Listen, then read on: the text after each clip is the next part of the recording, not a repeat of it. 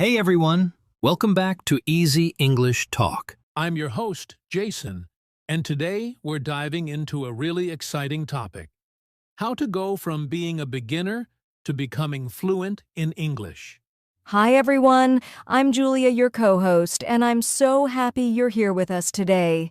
Fluency in English is a big dream for many learners, and the good news is it's possible for anyone if you follow the right steps. Exactly, Julia. Whether you're just starting with hello and how are you, or you've been learning for a while but feel stuck, this episode is for you. Yes, and we're going to guide you through the journey step by step, from the early beginner struggles to building confidence to finally speaking English naturally and fluently. And don't worry, we'll share practical tips, real examples, and some motivation to keep you going, because the road to fluency can feel long, but every small step matters. So, grab a notebook if you like, or just relax and listen. By the end of this episode, you'll have a clear idea of how you can move from beginner level to fluency in English. All right, let's get started with the first step: what it's really like in the beginner stage of learning English. So, Julia, let's begin with the very first stage, the beginner stage. This is where most people start their English learning journey. Yes, and at this stage, things can feel really difficult. Most learners only know a few basic words like hello, goodbye, thank you, or sorry. They often feel nervous about speaking. That's so true. I remember when I started learning a new language myself. I could say a few words, but when someone actually spoke to me, I froze. Many English beginners feel the same way. Exactly. And one of the biggest struggles at this stage is fear of making mistakes. Learners think, what if I say something wrong? What if people laugh at me? Yes, but mistakes are part of the process. If you never make mistakes, you'll never learn. Beginners should focus on simple goals, like learning common phrases, greetings, and basic vocabulary for everyday life. Right? For example, being able to say, I would like some water, or where is the bus stop?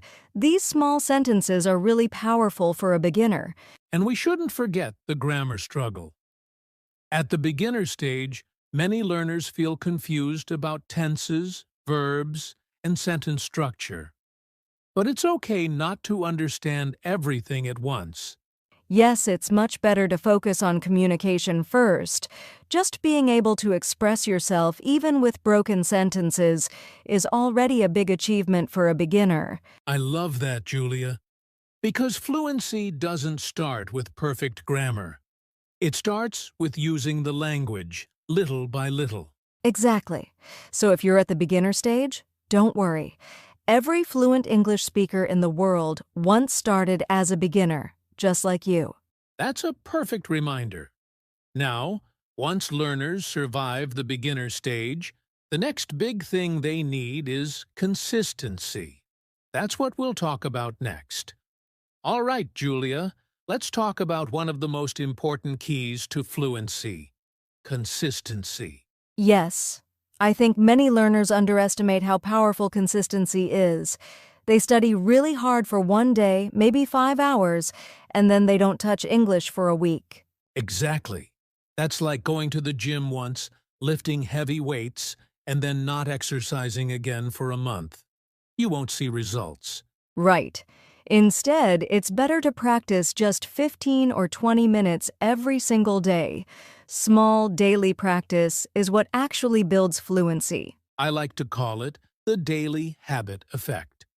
Even listening to a short podcast, reading a page from a book, or practicing 5 sentences can make a big difference over time. Yes, and I always remind learners, it's not about studying harder, it's about studying smarter. Do something every day that keeps English in your life. That's a great point. For example, you can listen to English songs while cooking, or change your phone settings to English. These are small habits, but when you do them consistently, your brain starts to think in English. And when you're consistent, English becomes less scary. It starts to feel natural, like part of your daily routine. Exactly. So, for all our listeners, remember, fluency is not built in one day. It's built by showing up every day, even with small steps. Beautifully said, Jason. And once learners build this habit of consistency, the next step is to focus on creating a strong foundation in English. Yes, and that's what we'll explore next. How to build a strong foundation for fluency. So, Julia, once learners build the habit of consistency, the next step is creating a strong foundation in English. Yes, and when we say foundation, we mean the basics, the core skills that everything else is built on. If your foundation is strong, learning advanced English becomes much easier. Exactly. And the first part of that foundation is basic grammar. You don't need to know every rule, but you should understand simple tenses, how to make questions, and how to form basic sentences. Right. For example, knowing how to say I eat, I am eating, and I will eat. That's already a powerful start. The second part of a strong foundation is common vocabulary and phrases. You don't need a dictionary in your head. Start with the 500 to 1,000 most common words and everyday expressions. Yes, phrases like how are you?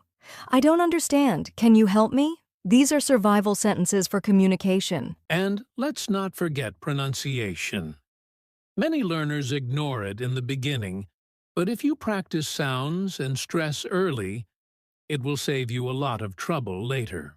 That's true. Even just listening carefully and repeating short sentences can improve pronunciation a lot. So, to sum it up, a strong foundation means basic grammar, common vocabulary, useful phrases, and clear pronunciation. If learners focus on these four, they'll have the tools to move forward. And once that foundation is set, the next big step is building listening skills, which are so important for fluency. Yes, because listening is actually the secret weapon of learning English. Let's dive into that next. Now, Julia, let's talk about something that often gets ignored by learners: listening skills. I believe listening is the real key to fluency. I agree, Jason. Think about it. Before children speak their first words, they spend months just listening to their parents. Listening comes first, and then speaking naturally follows. Exactly. When you listen a lot, your brain starts to recognize patterns, how words connect, how sentences flow, and even the rhythm of English. Yes, and the more you listen, the more you start thinking in English instead of translating from your native language. That's a big step toward fluency. So, how can learners improve listening? One simple way is to listen to short English podcasts like this one every day. Even if they don't understand every word, they will still catch the main idea. Right. And movies or TV shows in English are also great. At the beginning, you can use subtitles, but over time, try to listen without them. It really trains your ears. Music is another fun way. Listening to English songs and trying to catch the words can improve both vocabulary and pronunciation. And I'd add, don't just listen passively. Try active listening. That means repeating what you hear, pausing the audio, and practicing the same sentence yourself. That's a great point, because listening isn't just about hearing. It's about training your brain to respond. Exactly. So to all our listeners, make listening a daily habit. Even 10 minutes a day can make a big difference over time. Yes, and once you build strong listening skills, the next challenge is speaking, probably the scariest step for most learners. Haha, true. Let's talk about how to overcome the fear of speaking in English. All right, Julia. Now we come to the big one: speaking practice. For most learners, this is the scariest part of learning English. Yes, Definitely. Many learners say, I can read, I can write, I can even listen, but when I try to speak, I get stuck. Exactly. And the reason is fear. Fear of making mistakes. Fear of not finding the right word. Fear of sounding silly. But here's the truth. Everyone makes mistakes when learning a language. Mistakes are not the enemy, they're your teachers. Every mistake shows you what to improve next. I love that. And honestly, people don't laugh at you for trying. In fact, most native speakers are impressed when someone is learning their language. That's true. And the best way to overcome the fear of speaking is to start small. Talk to yourself in English. Say what you're doing like I'm cooking rice or I'm going to work. Yes, self-talk is powerful. Another tip is to record your voice. At first it feels strange, but when you listen, you'll hear progress over time.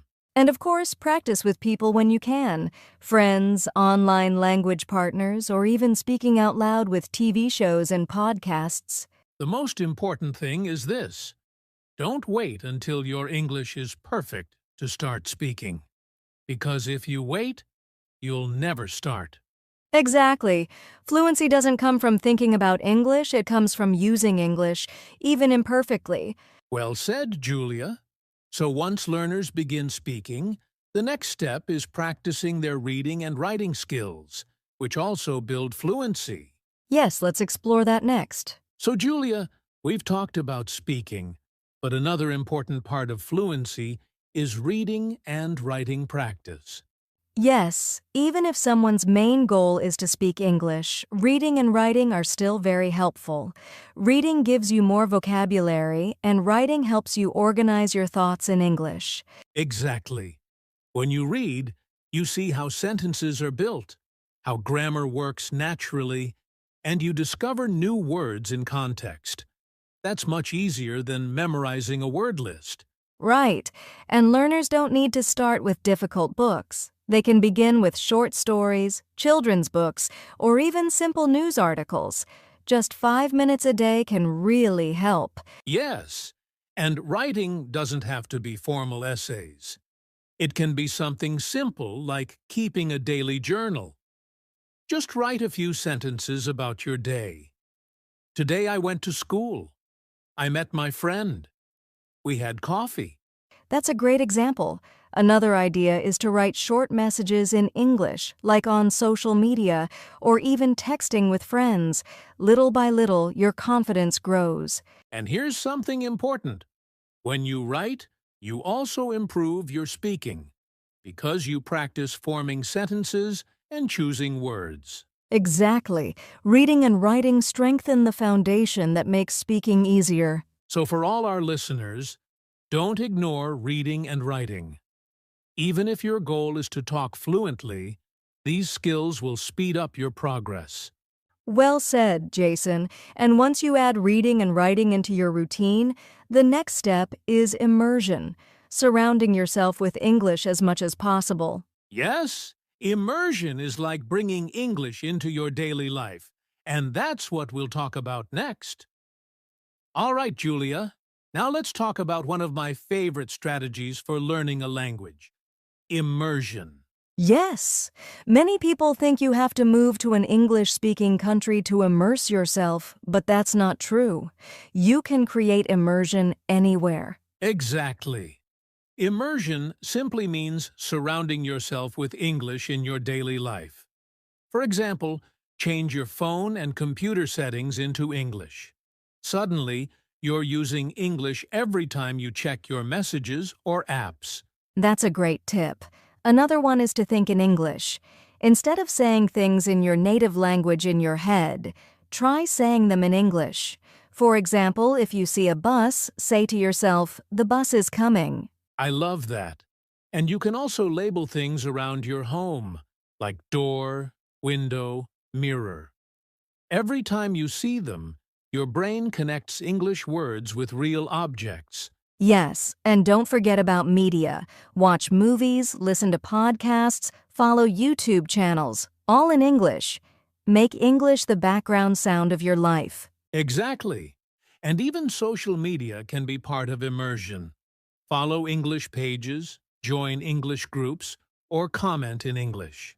The key is this: the more English you let into your daily environment, the more natural it feels. You stop studying English and start living in English. Beautifully said, Julia. And after learners surround themselves with English, there's one big challenge they face: the intermediate plateau. Yes, that stage when you're no longer a beginner but you feel stuck. Let's talk about that next. So, Julia, after learners build a foundation and surround themselves with English, many of them hit something we call the intermediate plateau. Yes, this is such a common stage. At first, progress feels fast. You learn new words every day, you start speaking simple sentences. But then, suddenly, it feels like you're not improving anymore. Exactly. Learners say, I can understand some English, I can have short conversations, but I'm stuck. I don't feel like I'm moving forward. And that's why it's called a plateau. You're not going backward, but you're not climbing up quickly either. So the big question is, how do you keep progressing at this stage? One tip is to push yourself a little outside your comfort zone. If you usually watch simple videos, try watching something a bit more advanced. If you usually read short texts, move on to longer articles or books. Yes, and for speaking, don't just practice basic sentences. Try to tell a story, give your opinion, or explain something in detail. This forces you to use new grammar and vocabulary. Another idea is to set small challenges. For example, this week I will learn 10 new words and use them in conversation, or I will watch one English video every day for 7 days. I love that, because small challenges keep you motivated, and motivation is the secret weapon to break through the plateau. Exactly. And remember, feeling stuck is normal. Every learner goes through it. The important thing is not to quit. Keep pushing, and you will see progress again. That's right. And one of the best ways to push forward is to develop what I call the fluency mindset, learning to think directly in English. Yes, and that's what we'll explore next. All right, Julia, now let's talk about something very important for fluency, the fluency mindset. Yes, this is about learning to think in English instead of constantly translating from your native language. Exactly. Many learners make the mistake of translating every word in their head. This slows down speaking and makes you hesitate. Right. So instead, try to connect English words with ideas directly. For example, when you see a cat, think cat instead of goat or your native word. Another tip is to speak to yourself in English throughout the day. Even short sentences like I'm making tea or I need to go out help train your brain. Yes, and the more you practice this, the easier it becomes to think and respond naturally in English without stopping to translate. So, fluency is not just about vocabulary or grammar. It's about developing a mindset that makes English your natural language for thinking and communicating. Exactly. And once you have this mindset, the final step is using practical tips every day to keep improving. All right, Julia. Now that we've covered the fluency mindset, let's give our listeners some practical tips they can use every day to improve their English. Yes. First, I'd say, practice a little every day. Even 15 to 20 minutes of focused English practice is more effective than long sessions once a week. Exactly. Tip number 2. Don't be afraid to make mistakes. Speak, write, and try new words. Mistakes are part of learning. Tip 3.